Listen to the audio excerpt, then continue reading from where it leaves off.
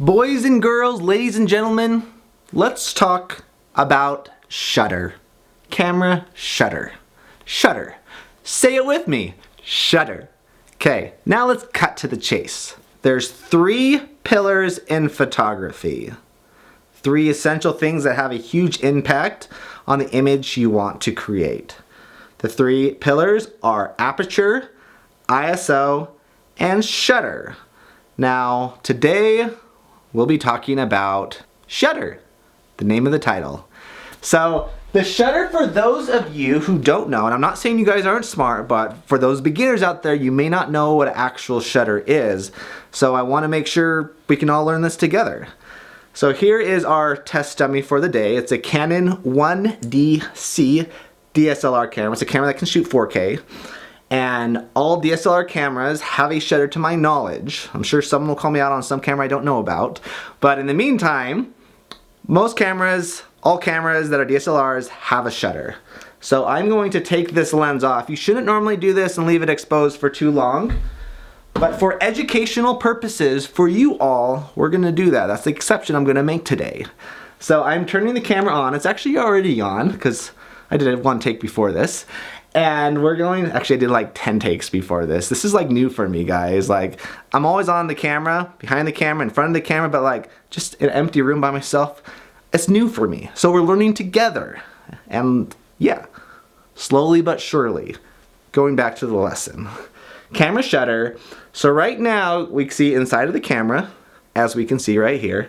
Now when the actual shutter opens up, it exposes the sensor, which then creates the image that you're taking with your lens. So your shutter right here on Canon DSLR cameras is right here if you're set to manual mode. On Nikon cameras, it's the opposite. It's right here, unless that's changed recently. So I'm essentially right now speeding up my shutter. So a shutter number, in case you see a bunch of settings here, the shutter number is usually the biggest number. It's usually up here top left corner. Right now this camera is set to 1/8000, or it says 8000, but it really is 1/8000 is the actual full name of it. And it's how fast that shutter is basically going up and down, opening and closing, and exposing light into your sensor. So the faster the shutter, that means it's taking less time to let light in there, but it's going to be less blurry. So the higher the shutter, the faster the shutter, the less blurry your image is going to be, unless your image is like insanely fast. But the same principle applies. So watch what happens when I push the camera button to take a picture. That was fast. See, I do sound effects too. Most people don't know, but I do sound effects. So there's the fast shutter.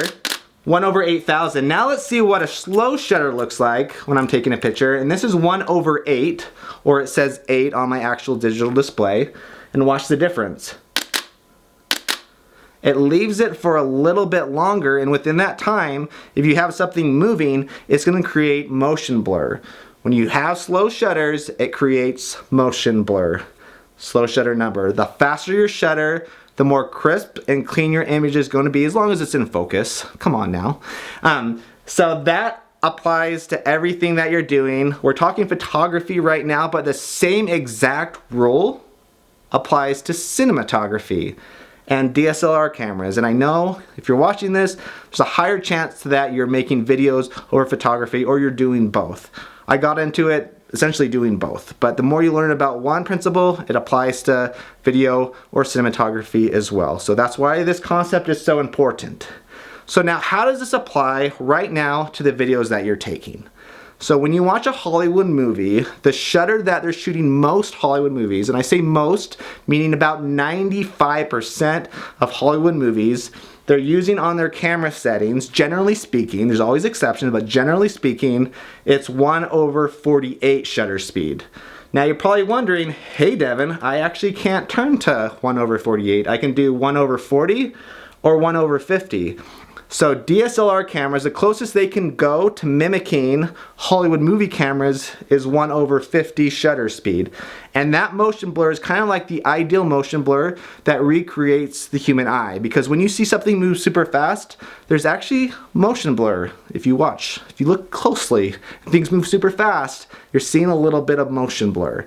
right now this camera is shot on 1/50 shutter speed for this behind the scenes. So if I move my hand super fast and you pause the image, you're gonna see, and hopefully my face doesn't look too awkward, but try it right now.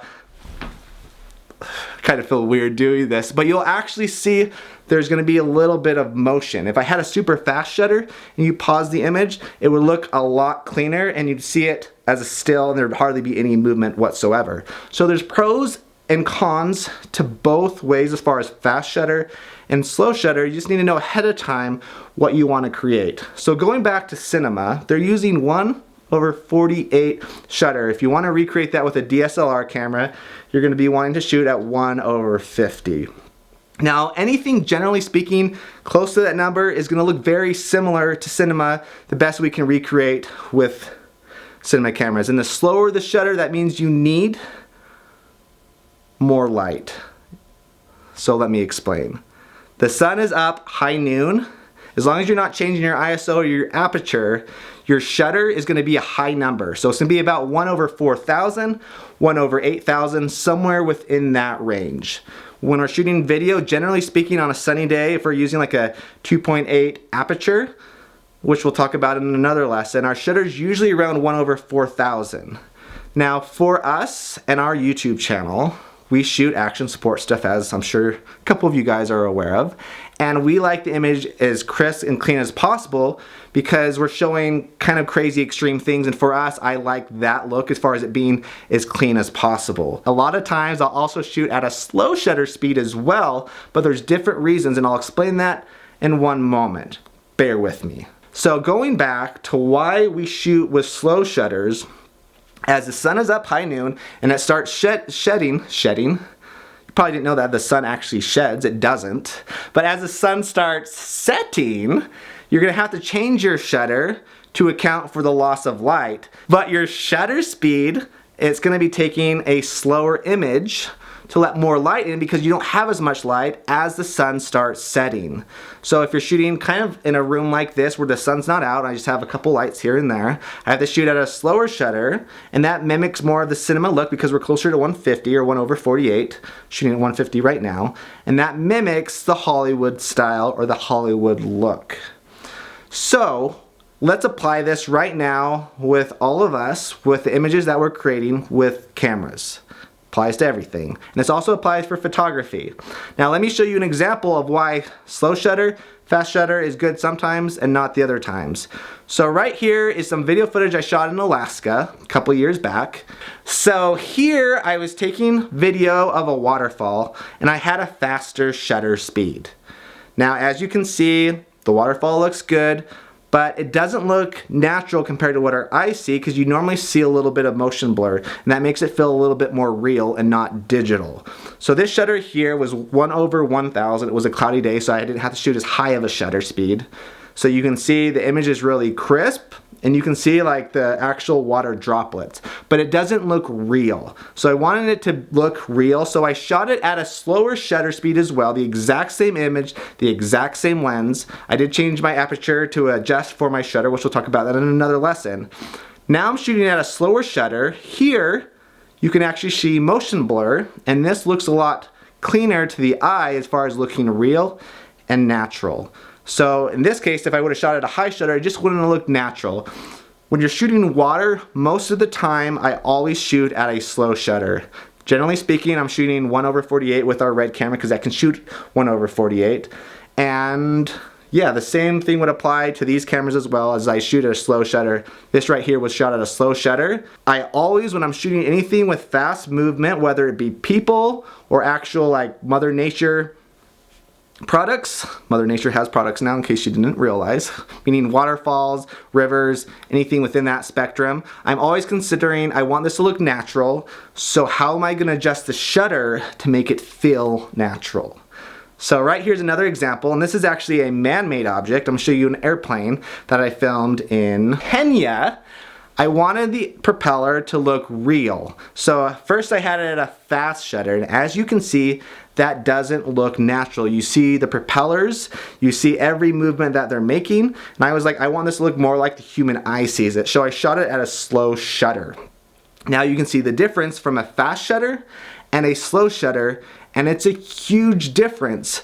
So generally speaking, whenever you're shooting fast moving, you want it to look real to the eye and you're shooting video, I would ideally shoot around 1/50. Now there's even times when I'm shooting in super low light and 1/50 my image is still too dark, and especially as guerrilla filmmakers when you can't bring in lights, such as when we're doing our Assassin's Creed videos, we're kind of run and gun, I have to shoot at even slower shutter. When you're using DSLR cameras, you can shoot at a shutter of 1/30, which is creating even more motion blur. So your image is going to be almost too blurry, but it's still good enough to use for what we're doing. So when we're shooting our Assassin's Creed videos, a lot of the times we're shooting a shutter 1/30 to 1/50 because we're shooting it at low light, natural lighting at nighttime, and we just have to kind of work with the setting. So even 1/30 still looks good and it still works, but ideally if you want it to look best possible, 1/50 is kind of the ideal range. Now let me set this camera down and not expose this sensor anymore, but just going back to the shutter, the faster your shutter, the crisper your image is going to look, and that's okay if that's your look you want to go for. And whenever we're shooting outside nature stuff, I like to have a slow shutter because it feels more organic, more natural to the eye. When I'm shooting action sports stuff, I'm usually shooting at a higher shutter because I want the image and the action that they're doing to look as crisp as possible. Now I know a lot of people have DSLR cameras and other cameras that can shoot slow motion.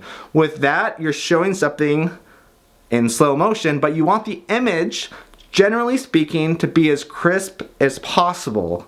So you want a fast shutter as well for that, because that makes the image clean, and because you're watching in slow motion, that means you want to focus on what you're actually seeing. So going back to it, shutter is crucial. It has a huge effect on the image that you're creating, and it's something each of us makes the conscious choice to actually go out and do. Now cameras like the GoPro, they shoot at a fast shutter, and from my understanding, my knowledge, unless someone knows hacks, you can't change that shutter. So when you're filming things like waterfalls or things with propellers, the image doesn't look natural because it's taking the picture essentially so fast that it doesn't look natural to the human eye. But with DSLR cameras and cinema cameras, you can actually change that shutter manually, and it has a huge impact on the image that you're creating. So let's rewind and go back to this. So when I'm shooting action sports stuff that involves water, I try and have the best of both worlds. So I know if I'm shooting, for example, our barefoot skiing video we did a couple years back, the water didn't look natural when I was shooting at a high shutter, but I still filming action extreme sports stuff. So I was generally speaking shooting that video 1/50, 1/48 because I was using the red camera, or I was shooting to 125, 1/125 shutter, and that still gave me the image with the water that looked kind of natural to the eye, or more organic is the word that I'm going to use for this video right here. So shutter has a huge play in everything that you're doing. People always ask, hey Devin, what shutter do you use? Well, it depends on what I'm shooting and the reason or the thought process behind of what I want to convey to you, the viewers. So there you have it. That is shutter. If you want more information on shutter, there's a ton of information out there. I would just Google what is shutter and find out more about it. The more you understand, the better your images are going to be. Now I want to talk for a minute about photography. The same rules apply. The only difference is if you're going to shoot at a slower shutter, 1/48, it doesn't look as good with photography if you're not on a tripod, because then your image is slightly shaky if you're just doing it handheld. So generally speaking, my rule of thumb is you never want to shoot a slower shutter of 1/125 if you're not having a fast movement without a tripod. Now that's not even an ideal circumstance. I know I read online before this that most photographers never like to shoot under 1/500 shutter if they have any kind of people moving around.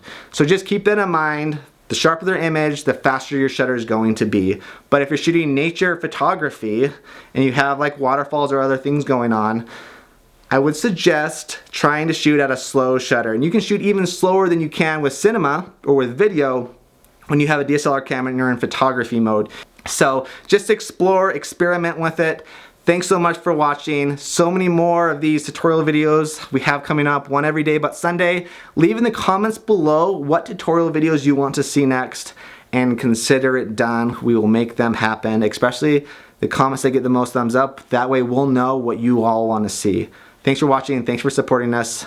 Actually, before you leave, I left down below in the description several links to other external websites that talk about shutter, and these are websites that I thought clarified it even much better than what I talked about today. So check out those examples down below if you want to know more about shutter, and I think they're great resources to learn the most you can to be as efficient as possible when you're out there making movies. Thanks so much for watching. We love you all, and as we always say, over and out. Yeah, wham, bam, super tramp. And I tipping up my hat while I boost the fans. And I hover up top, can you feel the noise? All the girls scream now cause they want the boys. Yo, making all the clouds looking like a big joke. When I run so fast and I sing so low. And you never wanna mess with me, you're just dissing me. I just set me free, so just stop.